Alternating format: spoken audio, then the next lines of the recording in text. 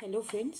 सो आज हम स्टार्ट करने वाले हैं उत्तर प्रदेश का कुछ इंट्रोडक्शन जो कुछ इम्पॉर्टेंट है, जो प्रीवियस ईयर में क्वेश्चंस आए हुए हैं उनको स्टार्ट करेंगे।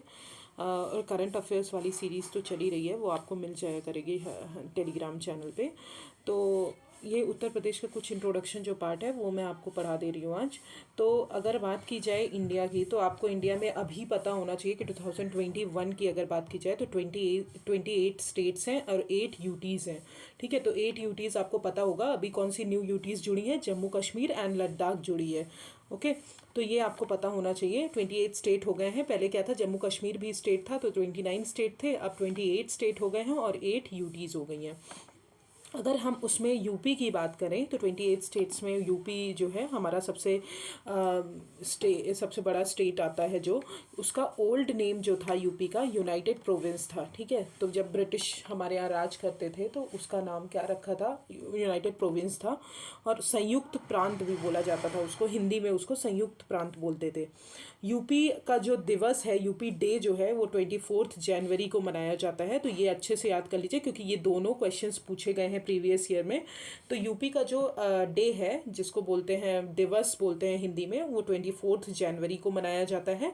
स्टेटहुड की बात करें कि ये स्टेट कब बना, तो आपको पता होना चाहिए जब 1956 में स्टेट का वो हुआ। उसके बाद जो है बहुत सारे स्टेट आए। तो 1956 में जो 14 स्टेट बने थे उसमें से यूपी जो था वो यूपी उसके अंदर था। तो 1 नवंबर 1956 को यूपी बना स्टेटहुड, उसको स्टेटहुड का वो मिला। फिर कैपिटल इसकी ऑब्वियसली लखनऊ है, आपको पता होना चाहिए, जिसको नवाबों का शहर बोलते हैं। तो लखनऊ जो है इसकी कैपिटल है।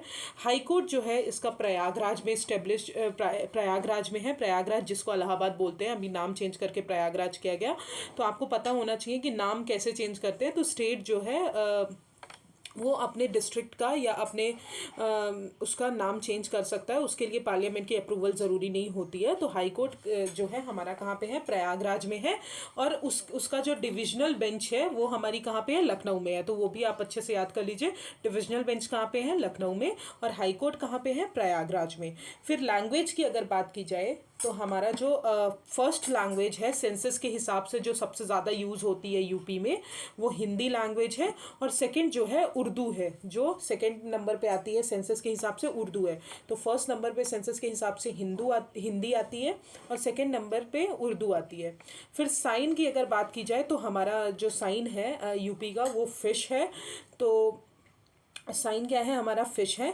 फ्लावर क्या है? हमारा पलाश है, जिसको बेटू उसका साइंटिफिक नेम होता है बुटिया मोनोस्पर्मा। ठीक है, तो this is the scientific name of palash. Then tree की अगर बात की जाए तो अशोका जो है वो हमारा ट्री है वहाँ का, यूपी का, जिसको सरक्का अशोका बोलते हैं, वो इसका साइंटिफिक नेम है।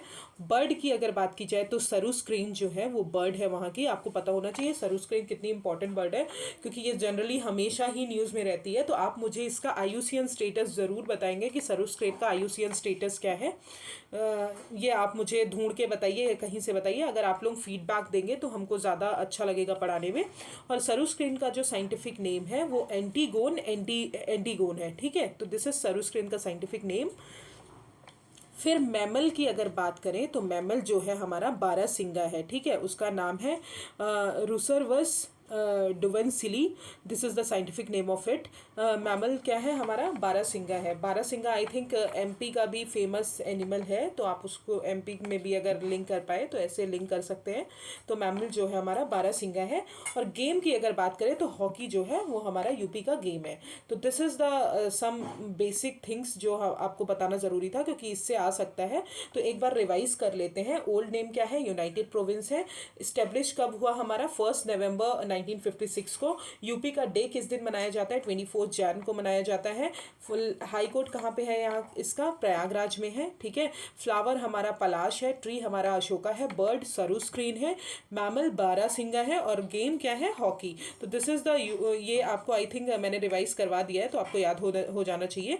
अब आते हैं, अगर सीएम की बात करें तो फर्स्ट सीएम जो थे, चीफ मिनिस्टर जो हैं, वो गोविंद बल्लभ पंत थे यूपी के। तो फर्स्ट चीफ मिनिस्टर कौन थे? गोविंद गोविंद वल्लभ पंत थे। और फर्स्ट गवर्नर कौन थी? सरोजनी नायडू थी, जिसको नाइटिंगेल ऑफ इंडिया भी बोला जाता है। तो आप उसको वहाँ पे नोट कर लीजिएगा कि सरोजनी नायडू को नाइटिंगेल ऑफ इंडिया भी बोला जाता है। तो क्वेश्चन अगर आए कि विच women is called Nightingale of India, तो दिस मतलब उसका आंसर होगा सरोजनी नायडू। ओके, तो फर्स्ट सीएम गोविंद वल्लभ पंत है and first governor Sarojini Naidu. अब आते हैं स्टेट लेजिस्लेटिव असेंबली और काउंसिल, लोकसभा और राज्यसभा में क्या क्या सीट्स हैं। तो स्टेट लेजिस्लेटिव असेंबली की अगर बात करें तो हमारे यूपी का जो स्टेट लेजिस्लेटिव असेंबली है उसमें 403 सीट्स हैं प्लस 1 एंग्लो इंडियन। तो अभी आपको पता होगा जो 104th कॉन्स्टिट्यूशनल अमेंडमेंट आया है उसमें एंग्लो इंडियन जो है वो हटा दिया गया है। उनको मतलब उनको जो नॉमिनेट करते थे गवर्नर और प्रेसिडेंट, तो वो पार्लियामेंट से भी हटा दिया गया है as well as state legislature से भी हटा दिया गया है। तो ये 1 जो है आप उसको माइनस कर सकते हैं, बट अभी जो फिलहाल में अगर सीट की बात की जाए तो 404 सीट्स हैं उसमें स्टेट लेजिस्लेटिव असेंबली में, एंड स्टेट लेजिस्लेटिव काउंसिल में 100 सीट्स होती है। तो 1 आप हटा दीजिएगा, क्योंकि आपको अगर न्यूज़ फॉलो कर रहे हैं तो ये न्यूज़ बहुत इंपॉर्टेंट है। 104th कॉन्स्टिट्यूशनल अमेंडमेंट जिसमें ST SC के लिए सीट्स जो है बढ़ा दी गई हैं, एंड एंग्लो इंडियन जो नॉमिनेट करते थे प्रेसिडेंट और वो उनको हटा दिया गया है। तो यहाँ से भी हटा दिया गया है, स्टेट लेजिस्लेटिव असेंबली से भी हटा दिया गया है। फिर लोकसभा में आते हैं। लोकसभा में अगर बात करें तो यूपी जो है हाईएस्ट कंट्रीब्यूट करता है सीट्स की, सबसे ज़्यादा सीट्स जो आती हैं वो यूपी से आती हैं। तो लोकसभा में 80 सीट्स हैं एंड राज्यसभा में 31 सीट्स हैं। ठीक है, तो ये भी बहुत अच्छे से याद कर लीजिए कि लोकसभा में कहाँ से सबसे ज़्यादा लोग आते हैं, तो यूपी से आते हैं because of its population. Okay, तो वहाँ से सबसे ज़्यादा आते हैं। फिर आते हैं, ये देखिए मैप देखते हैं, लोकेशन देखते हैं। अगर बात की जाए इंडिया के पास, तो इंडिया के पास दिस इज़ यूपी। ओके, ये पूरा इंडिया है, ये वाला जो पार्ट है यूपी है, जहाँ पे नेपाल वगैरह भी उससे सराउंडेड है। ठीक है, ये जो है हमारा यूपी का पूरा मैप हो गया। तो ये आप एक बार देख लीजिए। अगर इसको पढ़ाना मुझे नहीं लगता ज़रूरी है, बट आप एक बार देख लीजिएगा, क्योंकि यूपी का जो भी मैटर है वो बिल्कुल यूपीएससी से लिंक करता है। क्योंकि अगर आप यूपीएससी के लिए पढ़ रहे हैं देन आप यूपी का भी पेपर सॉल्व कर सकते हैं, क्योंकि उसमें बहुत सारे ऐसे क्वेश्चन आते हैं। हाँ, फैक्चुअल ज़्यादा रहता है, तो आप फैक्चुअल कंटेंट पे ज़्यादा ध्यान दीजिए, वो ज़्यादा ज़रूरी है। तो यूपी का ये मैप है, एक बार आप देख लीजिए। मैं एक बार इसको रोक दे रही हूँ थोड़ी देर के लिए, तो ये आप ज़रूर देख लीजिएगा यूपी का मैप। ठीक है, अब हम देख लेते हैं इनके सराउंडिंग कौन कौन सी हमारे स्टेट्स हैं या फिर कौन सी कंट्री है। तो यहाँ पे अगर देखा जाए तो सबसे पहले नॉर्थ ईस्ट में देखा जाए तो दैट इज़ नेपाल। नेपाल कहाँ पे है? नॉर्थ ईस्ट में। फिर यहाँ पे ऊपर बात की जाए तो उत्तराखंड है, इधर बात की जाए तो हरियाणा है, नीचे दिल्ली हरियाणा, ठीक है। फिर राजस्थान है, फिर मध्य प्रदेश नीचे है, एंड छत्तीसगढ़, फिर झारखंड, बिहार। तो 1 2 3 4 5 6 7 स्टेट्स जो हैं इसको सराउंड करते हैं, और 1 जो है हमारा नेपाल हो गया, वो हमारी इंटरनेशनल बाउंड्री हो गई। ठीक है, तो 7 स्टेट्स जो है सराउंड करते हैं। तो क्वेश्चन आए अगर कौन कौन से स्टेट सराउंड करते हैं, तो आप ये याद कर लीजिए, उत्तराखंड, फिर हरियाणा, देन राजस्थान, मध्य प्रदेश, छत्तीसगढ़, झारखंड एंड बिहार, और 1 यूटी सराउंड करती है, दैट इज कॉल्ड दिल्ली। ठीक है, तो दिल्ली यूटी में गिनी जाएगी, स्टेट्स में नहीं गिनी जाएगी, इसलिए मैंने आपको बोला है 7 स्टेट्स आते हैं। ओके, तो उत्तराखंड, हरियाणा, राजस्थान, मध्य प्रदेश, छत्तीसगढ़, झारखंड एंड बिहार।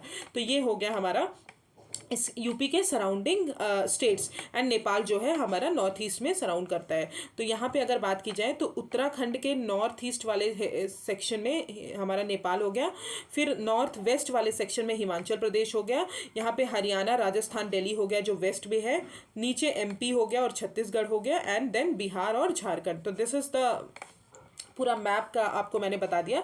तो 7 स्टेट्स सराउंड करते हैं, एक बार और देख लेते हैं। उत्तराखंड हो गया, ठीक है, और फिर इधर हमारा हरियाणा हो गया, देन राजस्थान हो गया, देन MP हो गया, झारखंड एंड बिहार, और अगर यूटी की बात करी जाए तो हमारा दिल्ली जो है सराउंड करता है। फिर डिस्ट्रिक्ट की अगर बात की जाए तो हमारे जो यूपी में डिस्ट्रिक्ट कितने हैं? 75 डिस्ट्रिक्ट हैं, और मंडल कितने हैं हमारे यूपी में? 18 मंडल हैं। ठीक है, और इसका स्क्वायर किलोमीटर अगर बात की जाए तो 93023 स्क्वायर मिलीलीटर है, और किलोमीटर की बात की जाए तो 24928 किलोमीटर स्क्वायर जो है हमारा एरिया है पूरे यूपी का। फिर कोऑर्डिनेट्स की अगर बात की जाए तो 2685 डिग्री नॉर्थ से 80 5.910 डिग्री ईस्ट तक आता है। दिस इज द कोऑर्डिनेट्स, ठीक है। तो ये हो गया हमारा location and all. Now let's come to कि उनको किस शहर को किस नेम से जाना जाता है, क्या बोलते हैं उनको, तो वो हम एक बार देख लेते हैं। तो सबसे पहले आता है संगम नगरी और कुंभ नगरी। किसे बोलते हैं? ऑब्वियसली आपको पता होना चाहिए, कुंभ कहाँ लगता है? प्रयागराज में लगता है, इलाहाबाद में लगता है। तो संगम नगरी, कुंभ नगरी कहाँ बोलते हैं? प्रयागराज को बोलते हैं। संगम नगरी इसलिए बोलते हैं क्योंकि वहाँ पे 3 जो रिवर्स होती है उनका संगम मिलता है, सरस्वती, गंगा या यमुना का, इसलिए उनको संगम नगरी बोला जाता है।